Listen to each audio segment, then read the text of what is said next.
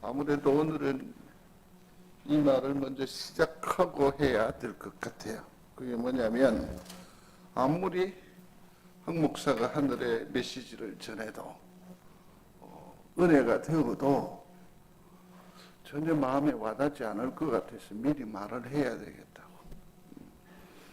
젊어 보인다는 둥, 머리색이 뭐 어떻다는 둥, 이 생각은 이제 일절하지 마시기 바랍니다.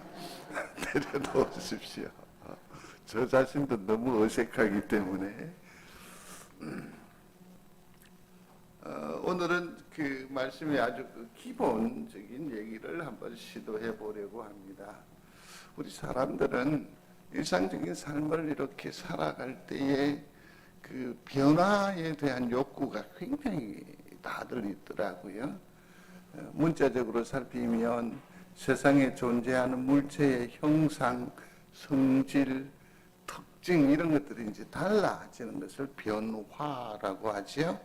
그래서 이게 변화라고 하면 어느 특징이 좀 강화될 수도 있고 약화될 수도 있고, 그럼에도 불구하고 전혀 다른 어떤 양상으로 나아가는 것, 그것을 변화라고 합니다.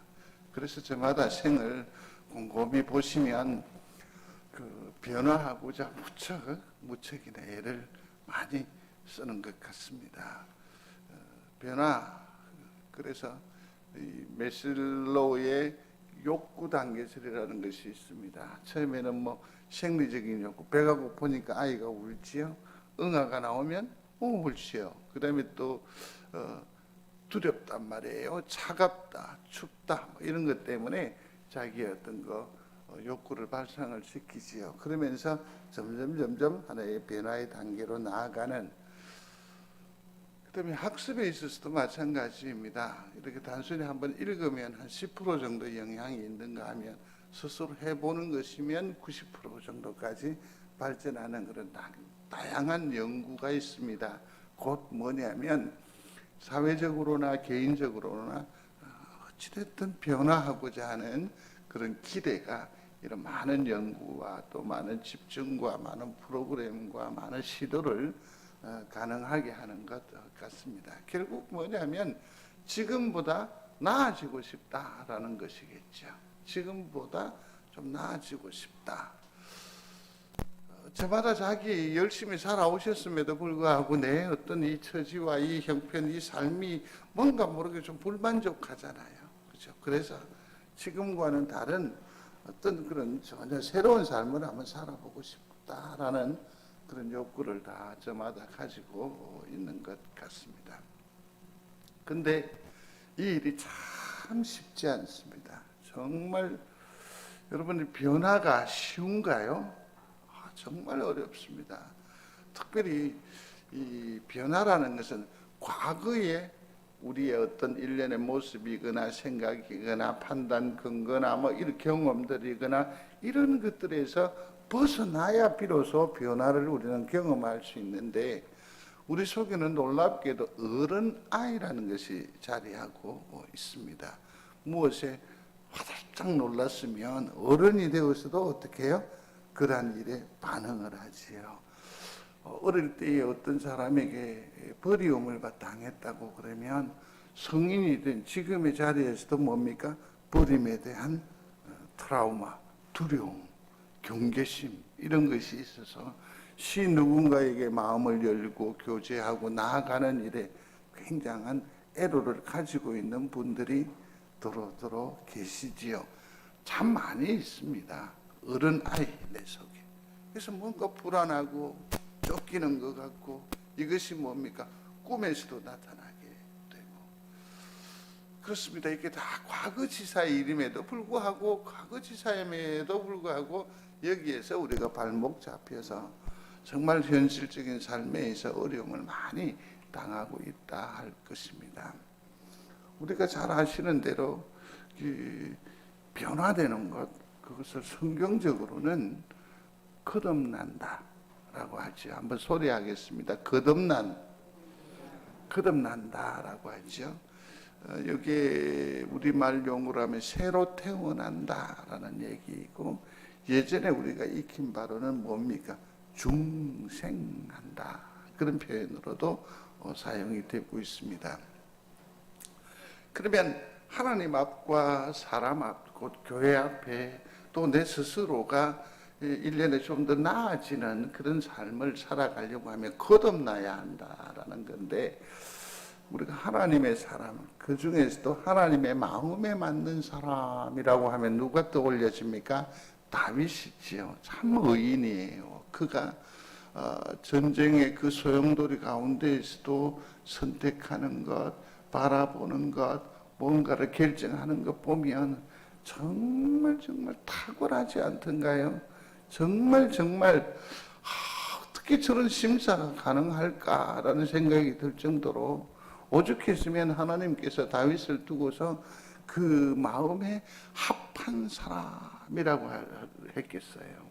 그러나 하나님의 사람이고 또 신실하게 이 땅의 삶을 잘 감당하여 가면서도 사람은 실수할 수밖에 없잖아요. 그게 우리 한계지요. 그가 자빠져요. 그가 무너져요. 결정적인 실수가 뭐였습니까? 뭐 예를 들어서 하나님께서 그렇게 싫어하시는 뭐 인구를 계산한다든지 인구조사 같은 것, 여기에서도 이제 훗날 다윗이 깨닫게 되지요. 내가 계수를 하게 되면 뭐냐면 그게 내 힘과 내 자랑과 내 능력이 되는 거죠. 지금까지 자기가 다스려왔던 이스라엘의 모든 범사는 누가 주도하신 겁니까?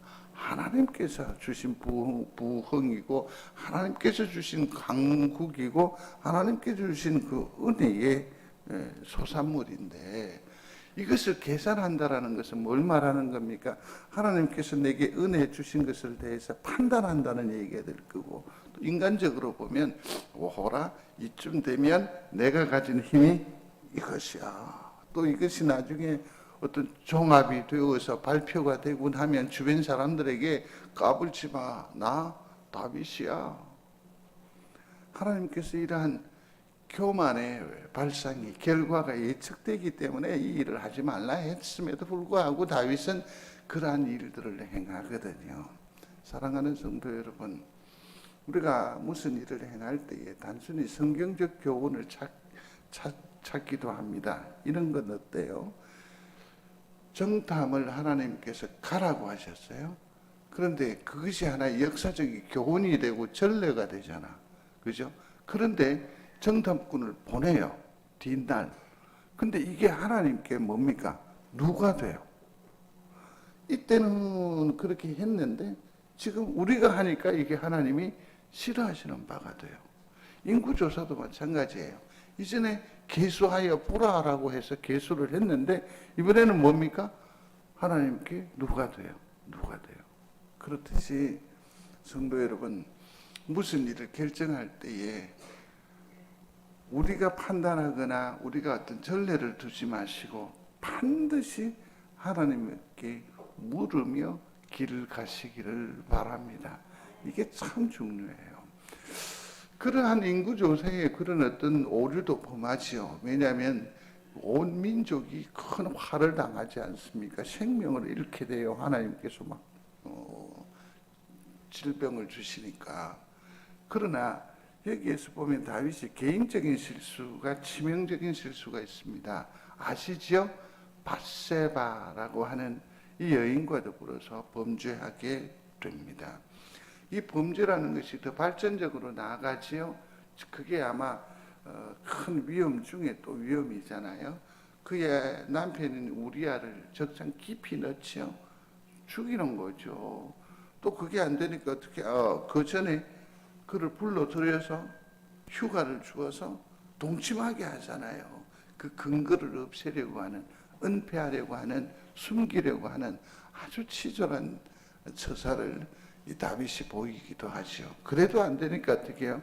더 깊은 곳에 들어가고 그 다음에 거기에서 후방에 따르던 부대를 설거머니 뒤로 빼버리니까 우리아는 전장에서 죽게 되지를 않습니까? 이 엄청난 범죄를 저질렀던 사람이 다윗이란 말이에요. 그가 하나님의 사람, 하나님의 마음에 맞는 사람으로서 이 일이 너무너무 가슴에 맺힐 거 아닙니까? 그러니 이것을 어떻게, 물론 선지자의 지적도 있었지만 이것을 해소하기 위해서 그가 얼마나 몸부림을 쳤는지 모릅니다. 얼마나 몸부림. 시편 51편을 보시면요, 그의 눈물이 어디 침상을 백엔지처럼 완전히 적셨다고 했습니다. 통곡을 했었습니다. 통곡을 했었습니다. 그럼에도 불구하고 이 스스로 그 죄악을 내 속에서 팍 끌어낸다고 해서 문제 해결이 됩니까? 그래서 다윗이 이렇게 말합니다. 우슬초로 저를 씻겨 주십시오. 그러면 비로소 저가 정하게 됩니다. 우슬초라는 것은 그림에 나타나 있는 저것을 진리겠지요. 이스라엘의 제사의 특징이 뭐냐면 피거든요. 제물을 드리는데 그 제물의 피를 뿌리지 않아요. 하물며 언약궤 위에도 이 피 뿌리거든요. 피를 뿌려요. 그러면 이 피가 응고가 됩니다. 그러면 다음 제사 일정을 또 수행하기가 너무너무 어려워져요. 그러니까 저걸 의개어서 우슬초로 이렇게 닦으면 스폰지처럼 그 피를 이렇게 흡수를 한다네요. 그렇게 해서 이것을 깨끗하게 닦아낼 수 있고 정돈할 수 있다라고 합니다. 그래서 우슬초의 용도가 그래요.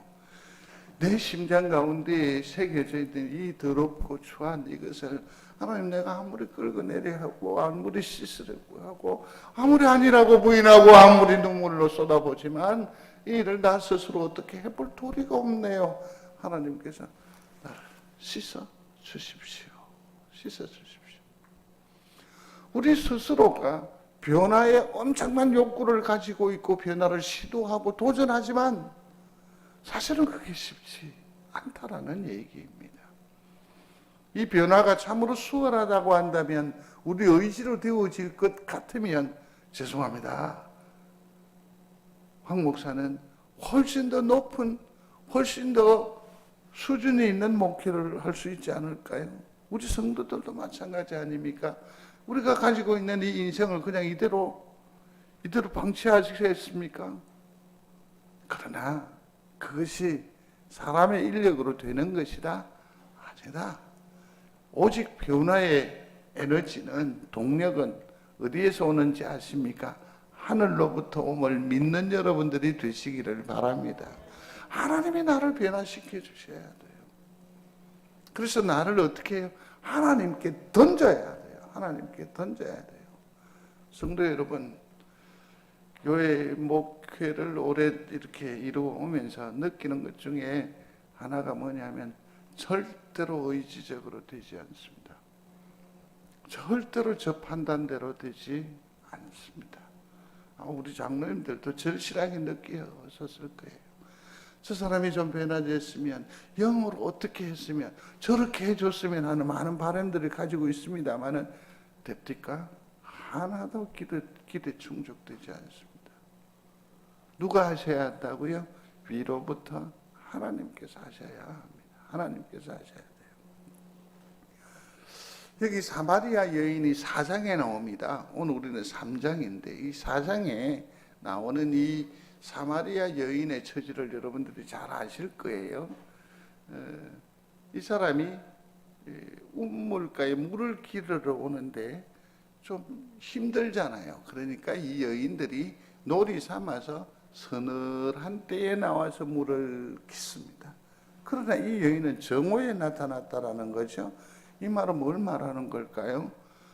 뭔가 사람 대인 기피증이 좀 있는 거죠. 자기 속에 무슨 약점이 많이 있는 것 같은 느낌이 있지 않습니까? 아니나 다를까 나중에 주님을 만나서 대화를 하는데 이 여인은 극도의 경계심을 발휘해요. 예수님께서 물을 좀 달라고 얘기를 하는데 우리 그러면 어떻게 해요? 물 한 그릇 대접할 수 있지 않겠어요? 그럼에도 불구하고 왜 또 더 나아가서 너는 남자잖아. 너는 뭡니까? 유대인이잖아. 그러면서 하나님을 만날 수 있는 기회 자체를 자기 속에 있는 이 어른 아이가 작동을 해가지고 다 밀어내 버리는 거예요. 이 말은 뭡니까? 이 여인이 엄청난 상처가 있는 사람인 것 같아요. 그럼 살펴보면 아시지 않아요? 주님께서 뜬금없이 뭐라고 말하느냐면 내 남편을 데려오라고 해요. 그러니까 이 여인은 없다라고 해요. 근데 성경은 너무 잔인하게 이 여인의 행적을 그대로 얘기해 주거든요. 그녀는 남편이 몇 명이나 있었어요? 5명 있고 지금 몇 번째예요? 6번째. 6번째. 또 한 사람, 오늘 3장에 보면 니고데모라는 사람이 나와요. 여기서 니고라고 하는 말은 탁월하다, 우수하다, 훌륭하다라는 그런 의미를 담고 있거든요. 데모는 사람이니까. 그러니까 이 니고데모는 이름자에서도 벌써 이 사람의 포스가 느껴지지 않습니까? 매우 훌륭한 사람, 탁월한 사람, 그런 의미입니다. 그런데 오늘 본문을 여러분들 15절까지 보셨습니다만은 쭉 보시면 이 사람은 뭐면 바리새인입니다. 바리새인. 성도 여러분, 우리는 예수님과 이 대척점에 있었기 때문에 바리새인 하면 괜히 우리가 미워한다? 그렇지만 신앙적인 면에서 보면 바리새인만큼 신앙적으로 탁월한 사람들 그룹이 없었습니다. 그들은요 10의 1 목숨을 걸었습니다. 그들은요 금식하는 일 그것이 그들에게 절대적인 것이었습니다. 그들은요 시가 되면 구제하는 일을 그냥 하나의 자기의 어떤 그 습관처럼, 이 사람들은 기도가 있는 사람들입니다. 대단하지요? 대단하지요. 물론 이슬람의 그 하나의 그 예배적 습성이지만 여러분들이 성지순례를 가보셨습니까? 그 기사가 어떻게 하던가요? 우리를 휴게소에 내려놓고 우리는 커피도 나누어 먹고 거기에 뭐 있는 사탕도 입에 넣는데 이 사람은 어떻게 하던가요? 한쪽에서 자리를 펴놓고 뭐 하던가요? 기도하지 않던가요? 이게 바리새적 전통의 하나라는 말이에요. 그러니 이 바리새인들은 얼마나 철저했는지 모릅니다. 얼마나. 니고데모가 바리새인이었습니다. 이름자에도 아까 뛰어나고 탁월한 사람이라고 했습니다만 한 걸음 더 나아가면 그는 관원이라고 했단 말이에요. 관원. 요즘으로 치면 모든 주경학자들이 거의 일치하는 것 같아요. 국회의원쯤으로 해석하거든요. 그러면 그 놀이마당이 어디냐면 사내들인이에요. 국회의사당이라니까요. 그러니 얼마나 지위도 있고 영향력 있는 사람이다라는 것을 우리는 알 수 있습니다. 오늘 예수님과 대화에서도 나오고지요. 네가 선생님에서도 왜 그걸 모르느냐? 그러니까 뭡니까? 랍비란 말이에요. 랍비. 그 행위가 뭐냐면 회당 안에서 말씀을 강독하는 거거든요. 읽어주고 가르쳐주고 그러거든요. 그러면 오늘날 현대직임으로 하면 목사와 거의 흡사하다라고 할 수 있을 것 같아요. 그러니까 이 사람은 영적으로나 모든 면에 있어서 아주 탁월한 사람, 갖춰진 사람입니다. 그는 누구를 기다립니까? 메시아를 기다리는 구도의 사람이었다라는 거죠. 하나님을 아는 사람이었다라는 겁니다. 여러분들에게 한번 여쭤보겠습니다. 정말 이분을 강조하기 위한 표현이니까 외람됩니다. 이해하십시오. 이 참 인생 여정이 험난했던 이 여인입니까? 아니면 디모데이겠습니까? 누가 진짜로 변화되어야 되겠습니까? 사마리아 여인이 어쩌면 변화되어야 할 것 같지 않습니까? 생을 좀 청산을 하고 정신을 좀 차리고 말이에요. 근데 성경은 놀랍게도 뭐라고 말하느냐면 다음에 여러분들이 4장을 주목해 보시면 알아요. 네가 거듭나야 한다라고 누구를 향해서 말하느냐면 니고데모를 향해서 네가 거듭나야 한다고 그랬어요. 네가 거듭나야 한다. 성도 여러분, 오늘 이 시대에 누가 거듭나야 합니까? 사마리아 여인? 니고데모? 누구입니까? 교회 안에 있는, 하나님의 교리 안에 있는, 하나님의 교제 안에 있는 나와 우리를 향하여 주님 말씀하시는 거예요. 네가, 당신이, 우리가 변화되어야 한다고. 변화되어야 한다고. 이 하나님의 음성을 어미로 받는 지혜로운 뚫린 귀, 열린 귀가 있는 우리 믿음의 식구들이 다 되시기를 주의 이름으로 축원합니다. 그래요. 이 거듭남, 왜 거듭나야 하느냐? 왜 거듭나야 하느냐? 예수님의 명령이기 때문입니다. 3절에 보면 진실로 진실로 내게 이르노니 사람이 거듭나지 아니하면, 이걸 말을 바꾸면 뭡니까? 진실로 진실로 네게 이르노니 사람이 거듭나야 한다. 이건 주님의 명령이에요. 명령. 또 5절에도 나와 있지요. 진실로 진실로 네게 이르노니 사람이 물과 성령으로 나지 아니하면 하나님의 나라에 들어갈 수 없느니라. 거듭나야 한다. 주님 부탁하신 거예요. 그리고 7절에는 뭐라고 말합니까? 내가 너에게 거듭나야 하겠다. 다시 말해서 거듭나라 라고 말하는 거죠. 예수님의 명령입니다. 거듭나야 합니다. 사랑하는 성도 여러분, 변화하는, 거듭나는, 그렇게 해서 하나님의 기쁨이 될 뿐만 아니라 하늘의 풍성함을 이 땅 위에서 누려 사는 우리 복된 성도들이 되시기를 주의 이름으로 축원합니다. 완전히 새로워지는 거예요. 예전에 맛보지 못했던 것을 맛보게 되는 거예요. 그래서 지금 must라고 했으니까 반드시 뭐 해야 된다? 거듭나야 된다. 이 사실을 엄한 명령으로 받는 여러분들이 되시기를 충심으로 소원합니다. 왜 거듭나야 하는가? 왜 내가 또 거듭나야 하는가? 여기에는 하나님의 나라와 관련이 있다라는 것입니다. 여러분 아시지요? 하나님의 나라는 뭐냐면 천국과 관련이 있다라는 것이고, 다시 말하면 구원과 관련이 있다라는 겁니다. 이게 엄청난 교리, 엄청난 도전입니다. 잘 아시지요? 3절 보시면 뭐라고 되어 있던가요? 다 같이 한번 더 읽겠습니다. 예수께서 대답하여 이르시되 진실로 진실로 내게 이르노니 사람이 거듭나지 아니하면 하나님의 나라를 볼 수 없느니라. 아멘. 하나님의 나라를 볼 수 있다 없다? 없다. 거듭나지 않으면, 내가 변하지 않으면, 그냥 이대로 고집하고 앉아 있으면 나는 하나님의 나라에 들어갈 수 있다 없다? 없다. 좀 전에 뭐라고 그랬습니까? 하나님의 나라는 뭐와 관련이 있다? 천국과 또 뭐요? 구원과 관련이 있다라고 했으니까 하나님 나라는 누가 들어가요? 구원받은 사람이 들어가기 때문에요. 거듭나지 않으면, 변화하지 않으면 우리의 구원은 험한 것이 되고 하나님의 나라에 들어갈 수가 없습니다. 들어갈 수 없어요. 5절도 보십시오. 5절에도 똑같이 말하고 있지 않습니까? 진실로 진실로 내게 이르노니 같이 합니다. 사람이 물과 성령으로 나지 아니하면 하나님의 나라에 들어갈 수 없는, 볼 수도 없고 들어갈 수도 없다.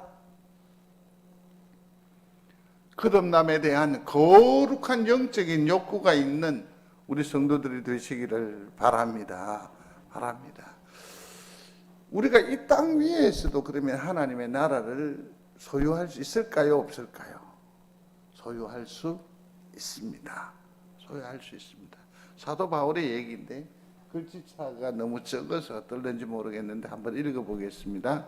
하나님의 나라는 먹는 것과 마시는 것이 아니요 오직 성령 안에서 의와 평강과 희락이니라. 아멘. 여기서 보면 딱 세 가지가 나와 있죠. 의와 평강과 희락이라고 했습니다. 어떤 사람은 예수 믿으면 부자가 되는 것, 예수 믿으면 높은 명예를 누리는 것, 이쪽에 포커스를 맞추는데 먹는 것과 마시는 것이 아니라고 했죠. 여기에서 강조되는 것은 뭡니까? 희락, 평강, 그 다음에 뭐죠? 의라고 했습니다. 의와 평강과 희락이라고 했습니다. 성도 여러분, 예수 믿어 이 땅 위에서 삶을 이루어 사는 날 동안에 의로운 은혜를 누려 사는 여러분들이 되시기를 바랍니다. 이게 얼마나 소중하냐면 김종실 목사님이라고 계세요. 운전을 이렇게 고속도로를 가는데 갑자기 속도를 폭 낮춰요. 그러면 옛날 얘기이기도 합니다만은 그래요. 왜 갑자기 그렇게 하세요? 앉은 사람 불안하게. 그랬더니 자기가 거기서 큰 사고를 당할 뻔했다라는 거지. 그러니까 여기 오면 뭐가 돼요? 트라우마가 있는 거예요. 도대체 무슨 일이냐 하고 그랬더니 요즘은 그렇지 않지만 옛날에는 왜 커브길 이런데 경찰들이 있어가지고 이렇게 부르잖아요. 속도 위반하고. 그럼 반대편에 가는 우리는 어떻게 합니까? 깜빡이를 팍팍 경찰이 있다. 이렇게 이런 그런 풍속도가 있었던 적이 있었거든요. 근데 이분이 그때 아마 그 경찰의 등장으로 인해서 엄청난 상처가 트라우마가 됐는가 봐요. 그러면서 퍽. 그리고 나서는 뭐 경찰차 사이렌만 이래 막 이렇게 앰뷸런스도 경찰차로 착각하고 오인할 정도로 막 이게 막 트라우마가 됐다라고 막 그러더라고요. 어떤 사람은 경찰서를 돌아가기도 하고요. 근데 한번 보십시오. 내가 잘못이 없는데 경찰서가 왜 두려움의 대상이 됩니까? 내가 의로운데, 내가 바른데, 그죠? 하나님의 통치를 받으면, 하나님의 지배를 받으면, 하나님을 온전히 영접하고 그의 다스림에 내가 들어가게 되면 세상에 그 어떤 불법한 또 혹은 저질스러운 그런 도전에도 나는 자유할 수 있습니다. 믿는 여러분들이 되시기를 바랍니다. 세상이 얼마나 어렵고 힘듭니까? 요즘 우크라이나 사태를 보면서 그 현장에 있는 선교사로부터 생생한 카톡으로서 이제 보고를 받습니다. 그러면서 늘 기도로서 돕고 있습니다. 지금은 폴란드 국경을 넘어서 이 내에 있습니다. 그 안에서도 자기 교회 식구들 챙기느라 무척 애를 쓰네요. 사진을 보내왔는데 본인이 이렇게 얼굴을 약간 돌렸어요. 돌렸는데 이 오른쪽인가 여기에 상처가 상당히 깊은가 봐요. 근데 이제 자기 그 노출하지 않으려고 고개를 이렇게 돌렸는데 우리가 알 수 있나요? 사진상인데. 근데 함께 사역하는 동료 그 선교사가 다른 창에서 글을 올렸는데 김병범 선교사가 많이 다쳤대요. 그럼에도 불구하고 그것을 표시내지 않으면서 무척이나 애를 쓰고 있더라고 하더라고요. 이 땅 위에 평화가 어디에 있습니까? 이 땅 위는 전장터라고 할 수밖에 없습니다. 그러나 하나님의 다스림과 하나님의 주권하에 우리가 놓여지게 되면 하늘의 평화가 우리의 권세가 되는 줄로 믿습니다. 이 땅에서 웃을 일이 그리 많지 않습니다. 많지 않습니다. 결혼을 하는데 신부 아버지로 인사말을 하라고 그러더라고요. 그래서 이쯤 되면 좀 우는 눈물을 보여야 될 것 같은 압력을 받는다라고 얘기를 하면서 울지 않아야 될 이유를 서너 얘기를 했습니다만은 이 땅 위에 모든 삶은 참으로 화평하기를 원하고 평화하기를 원하지만 사실은 우울한 세월이고 우울한 전국이고 우울한 우리의 형편이고 보면 참으로 안타깝기 그지없잖아요. 그럼에도 불구하고 성도 여러분, 웃으시는 은혜가 있었으면 좋겠습니다. 어떻게 해야 돼요? 하나님 예수 그리스도의 다스림을 받는 것이 가장 소중합니다. 다스림을 받는다, 성령의 인도를 받는다, 성령의 지배를 받는다라는 것은 곧 이 땅 위에서 내가 하나님의 나라를 미리 맛보는 축복인 줄로 믿습니다. 이게 진정한 하나님의 나라. 이것과 관련이 있어. 뭐가? 거듭남이. 그래서 거듭남은 저 뒤에 있는 이런 그런 시간이거나 공간의 문제가 아니고요. 얼마나 강력한 힘이냐 하는 것도 아니고요. 뭡니까? 통치예요, 통치. 누구? 하나님의 통치를 받는 것, 성령의 지배를 받는 것, 말씀의 인도하심에 온전히 순종하는 것. 그러므로 하나님의 나라를 이 땅 위에서 누려 사는 우리 성도들이 되시기를 바랍니다. 그 실제적으로도 보면 그래요. 지극히 높은 곳에서는 하나님께 영광이요 땅에는 그 기뻐하심을 입은 자 중에 평화로다 했습니다. 아멘. 하나님께 영광. 이 땅 위에서는 그게 입을 수 없어요. 그러나 사랑함을 입은 자가 발딛고 있는 이 땅, 그죠? 거기에서 주의 사랑을 입은 자는 뭐라고요? 평화라고 했다고요. 평화한 여러분들이 되시기를 바랍니다. 그렇습니다. 거듭나야 이 땅 위에서도 의와 평강과 그리고 기쁨의 삶을 누리게 됩니다. 오늘 우리가 15절까지 읽었는데 16절이 사실은 결론이에요. 다 같이 읽겠습니다. 제가 셈이 나서 이걸 지워버릴까 하는데 또 저는 또 좋은 사람이라 그냥 놔두겠습니다. 읽겠습니다. 하나님이 세상을 이처럼 사랑하사 독생자를 주셨으니 이는 저를 믿는 자마다 멸망치 않고 영생을 얻게 하려 하심이라. 아멘. 말을 바꾸면 거듭나지 않으면 예수를 믿지 않으면 뭐 한다? 멸망한다니까. 예수를 믿으면 뭐라고 저기서 말합니까? 영생을 얻는다라고 했어요. 예수 믿는 것이 뭐라고요? 거듭나는 거예요. 소리하십시오. 예수 믿음이 곧 거듭남이라 꼭 기억하시기를 바랍니다. 좀 뒤에 또 설명을 해야 할 부분이 있기 때문에요. 이 부분은 생략하고 지나갑니다. 거듭나는 것이 그렇다면 이제 무엇인지 한번 생각을 구체적으로 해볼게요. 그게 뭐냐면, 자 보세요. 거듭남이라는 것은 같이 읽습니다. 진실로 진실로 내게 이르노니 사람이 거듭나지 아니하면 하나님의 나라를 볼 수 없느니라. 그랬더니 니고데모가 말합니다. 사람이 늙으면 어떻게 날 수가 있삼나이까? 두 번째 모태에 들어갔다 날 수 있습니까? 라고 묻습니다. 예수님께서 말씀하십니다. 같이요. 예수께서 대답하시되 진실로 진실로 내게 이르노니 사람이 물과 성령으로 태어난다. 아멘. 거듭나야 하겠는데 여기에 나오는 걸림이 있습니다. 그게 뭐냐면 물과 성령으로 거듭나야 된다라고 했습니다. 그러면 물은 또 뭐며 성령은 또 뭘까? 참 부질없는 사람들은 이것 때문에 참으로 많은 시간들을 할애합니다. 그렇죠? 그러나 오늘은 좀 간단하게 설명을 드리려고 합니다. 누구든지 그리스도 안에 있으면 새로운 피조물이라고 했고, 갈라디아서 6장 15절에서는 뭐라고 말합니까? 할례나 무할례가 아무것도 아니지만 오직 새롭게 지으심을 받는 것이다 라고 말하고 있습니다. 그러니까 여기서 말하는 거듭남은 물과 성령으로 말미암아 얻는 무엇이다 라는 거예요. 무엇이다. 여기에서 제가 보충 설명을 하려고 합니다. 어떻게 표현할 수 있느냐? 어떻게 거듭날 수 있느냐?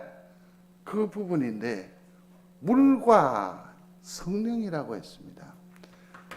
자, 이제는 그 다음에 방법론에 있어서도 고전적인 해석과 또 현대적인 해석이 있습니다. 쉽게 말씀을 드리면 물이라고 했는데 이 물은 모태의 물로 해석하기도 합니다. 고전적으로. 그러면 뭡니까? 육적인 탄생을 말하는 거죠. 육적인 탄생. 근데 주님께서 2번 태어나야 된다라는 표현을 했거든요. 2번 태어나야 한다. 그래서 이 육적인 해석에 대해서, 육적인 그 물에 대해서는 또 조금 시무룩해지니까 여기는 뭐가 나오느냐면, 여러분 물 하면 뭐가 나오죠?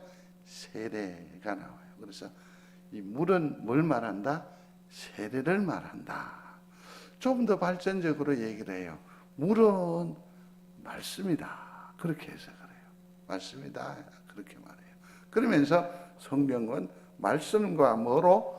예수님으로. 성도 여러분, 제가 이제 여러분들에게 확인하는 겁니다. 점검하는 것이 아니라, 시험하는 것이 아니라 확인하는 겁니다. 구약 성경이 몇 권이죠? 39권. 신약 성경은 27권이고, 그러면 성경은 몇 권이죠? 66권이래요. 구약 성경 39권의 주제가 뭐죠? 오실 예수라는 거였죠. 27권은요, 오신 예수예요. 그러면 앞뒤 요거 공통적으로 다 가면 하나 남아요. 성경은 뭡니까? 예수님을 보여주는 거예요. 예수님을. 그래서 예수님의 모든 행적 가운데 성령이 플러스가 되는 거예요. 그래서 물과 성령이라는 것은 따로 떼어내서 생각할 것 없이, 물과 성령이라는 것은 곧 아까 여기서 말씀이라고 한 부분이, 성경은, 말씀은 곧 누구를 말한다? 예수님을 말하는 거니까 한마디로 이렇게 이해하시면 돼요. 물과 성령으로 거듭난다라고 했는데, 이는 예수님을 뭐하라? 제대로 믿으면 뭡니까? 거듭난다. 그렇게 해석하셔도 돼요. 그렇게 해도 돼요. 구체적으로 좀 더 이제 결론적인 얘기입니다만은 같이 읽겠습니다. 모세가 광야에서 뱀을 든 것 같이, 모세가 광야에서 뱀을 든 것 같이 인자도 들려야 하리니. 아멘. 이거 제가 2번 강조를 한 겁니다. 자, 보세요. 광야를 지나는데 이스라엘이 불순종하게 됩니다. 그래서 하나님께서 불뱀을 넣어서 이제 이스라엘 모든 백성들이 불뱀에 물려서 죽음을 보게 됩니다. 모세가 하나님 앞에 간구하죠. 하나님의 처방전은 무엇이냐면 장대에다가 불뱀을 걸어 놓습니다. 그래 놓고서는 뭘 하느냐면 명령을 하죠. 불뱀을 이렇게 놔놓고 이것을 보고 믿는 자는 살게 된다. 사랑하는 성도 여러분, 이 하나님의 방법에 동의하십니까? 동의하십니까? 언제 지구가 멸망한다고 한번 다미선교회 엄청나게 혼돈이 있었던 적이 있습니까? 근데 여러분들은 믿음이 아주 견고하기 때문에 아무런 갈등이 없었죠.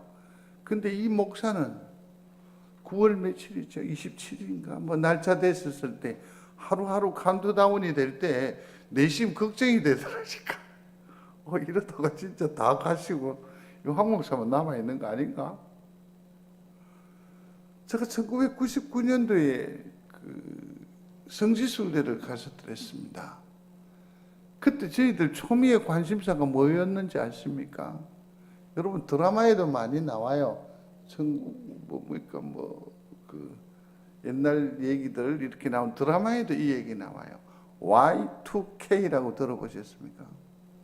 다시 말해서 컴퓨터의 언어는 2가지입니다. 0이라는 것 하나하고 1이라는 겁니다. 여기서 조합에 의해서 그 엄청난 일들을 다 만들어내거든요. 그런데 2000년이 되면 이 체계가 바꿔진다는 거야. 그래서 어떻게 하냐면 공중에 날던 비행기가 뭐 한다? 떨어진다라고 하기도 하고, 핵 저장고가 폭발할 거라 하고, 전기가 단수가 될 거라 알고, 핵무기가 막 펑핑 날 거라고. 얼마나 불안했는지 모릅니다. 근데 묘하게 그 이동하는 경계선상에 돌아오는 비행기 아니었단 말이에요, 제가. 이게 보통 불안한 게 아니더라고요. 보통 불안한 게 아니더라고요. 지금 삶은 쓰러지고 있는데, 무너지고 있는데, 깨어지고 있는데, 이건 무슨 아이들 장난하는 것도 아니고 십자가 장대 끝에 불뱀을 쳐다보면 낫는다고. 여러분, 이게 쉬울까요? 정말 어려운 부분 아닙니까? 정말 어려운 것 아닙니까? 어느 목사님이 오늘 제가 가져오지를 못했는데요, 다음에 꼭 보여드릴게요. 이게 물 가지고 치료하는 그게 있어서 이 카드가 있습니다. 그래서 그 일주일에 한 번 정도 햇빛에 이렇게 충전을 해주고, 이걸 몸에 이렇게 지갑에 넣으면 또 안 된다네. 이걸 이렇게 넣으면 모든 바이러스로부터 지켜준대요, 나를. 이렇게 있어요. 그렇게 해서요, 함께 그 모임에 있었던 목사님 12분이 전부 다 감사하다고 다 하나씩 넣었어. 그러고서는 이제 화상회의 한다고 막 이랬는데, 누가 안 나와? 이영실 목사님 왜 안 나오세요? 그러니까 예, 코로나에 확진이 되셔서 막 나오셔서. 그 카드도 소용이 있다 없다? 없는 것 같아요.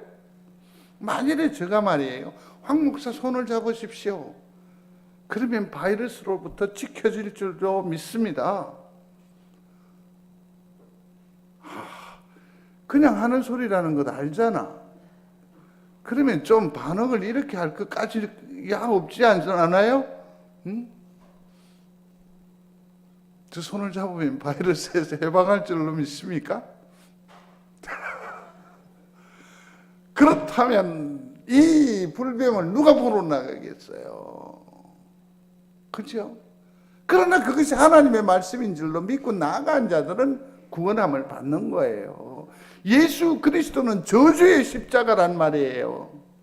우리가 원하는 방법이 아니지요. 우리가 원하는 방법은 무엇입니까? 악한 것들을 모조리 잡아서 뭡니까?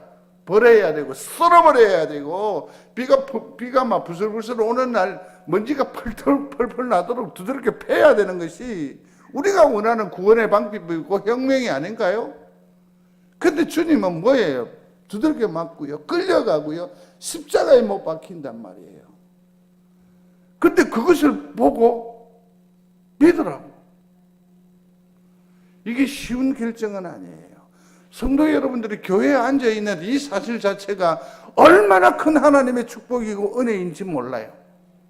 교회 좀 나오십시오, 제발 좀 어떻게 협력하십시오, 도우십시오, 사실은 그렇게 말 안 해도 돼요. 우리가 예수 그리스도를 인정하고 그 하나님의 의에 내가 동의하기 때문에 이 위험천만한 가운데에서도 예배하잖아요. 이게 믿음의 진정성이라고 보는 거죠. 어떻게 거듭이 나느냐? 십자가, 곧 예수 그리스도를 확실하게 붙드는 거예요. 이게 거듭나는 거예요. 이게 거듭나는 거예요.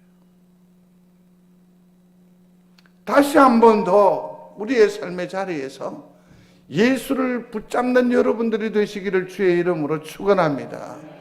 이렇게 애쓰고 저렇게 애쓰고 그런 시도, 그것보다 가장 중요한 것은 내 심령 가운데 누구를 잡아야 된다고요? 예수 그리스도를 붙잡는 거예요. 다시 한번 붙잡는 거예요. 그러므로 변화를 받아 하나님의 신실한 주의 사람들이 되시기를 주의 이름으로 축원합니다. 천국에 들어갈 자가 누구입니까? 하나님을 볼 자가 누구입니까? 이 놀라운 로지의 바이덴이라고 하는 사람이 쓴 십자가 내림이라는 성화를 보면 지금 예수님 머리 쪽에 있는 저 사람이 니고데모라고 화가는 우리에게 가르쳐주고 있습니다. 파란색 옷을 입고 그냥 절망에 있는 그 얼굴 색깔이 아예 그냥 하얗게 되어 있는 이를 예수님의 어머니로 지칭을 하거든요. 예수 그리스도가 십자가에 못 박혀 저쪽에 처참한 자리에 이를지라도 주님의 십자가로 말미암아 내가 하나님의 권속이 되고 하나님의 것이 됨을 믿는 그 믿음이 있기를 바랍니다. 그러면 우리가 거듭나는 것이고 변화된 심령으로 그래요 부활을 볼 수 있을 줄로 믿습니다. 믿습니다. 구원의 확정이죠. 자, 이제 한 말씀을 거둡니다. 함께 기도하겠습니다. 한번 읽어보겠습니다. 오직 주 예수 그리스도를 붙잡게 하옵소서. 나를 변화시켜 주옵소서. 나의 변화로 또 다른 변화가 일어나게 하옵소서. 꼭 기억하시고 한 1분 동안 기도하겠습니다. 하나님, 어려운 때일수록 힘든 여건 가운데일수록 혼돈 가운데 있을 때라도 오직 주 예수를 굳게 붙잡고 이 땅의 삶을 신실하게 의롭게 감당함으로 말미암아 주께서 우리에게 예비하신 의와 평강과 희락의 복락을 누려 사는 믿음의 본족들이 다 되도록 축복하여 주옵소서. 하나님이여 나를 변화시켜 주옵소서. 하나님의 뜻에 하나님의 그 의에 걸맞는 믿음의 삶을 살아가기에 부족함이 없도록 나를 거듭남의 생체로 바꾸어 주시옵소서. 그러므로 나로 말미암아 주변이 구원을 받게 하시고 나로 말미암아 주변이 기쁨의 삶을 누리게 하시고 영향력이 있게 하여 주시옵소서. 또 다른 구원을 기대하는 참으로 의롭고 합당한 삶을 살아가기에 부족함이 없게 하여 주옵소서. 아멘. 고마우신 아버지 하나님, 실은 이미 하나님께서 우리를 구원하신 줄로 믿습니다. 거듭난 사람으로 인쳐주신 줄로 믿습니다. 그럼에도 불구하고 이 땅의 삶을 살아가는 우리는 여전히 낙심천만한 중에 있습니다. 날마다 사망의 엄심한 골짜기를 걷듯합니다. 주님, 주의 구원 거듭남의 그 확신을 다시 한 번 더 우리 속에 부릴 듯하게 하여 주심으로 예수를 다시 크게 붙잡음으로 구원받은 백성답게 보무도 당당하게 남은 세월 살아가게 하여 주옵소서. 예수님 이름으로 기도드리옵나이다. 아멘.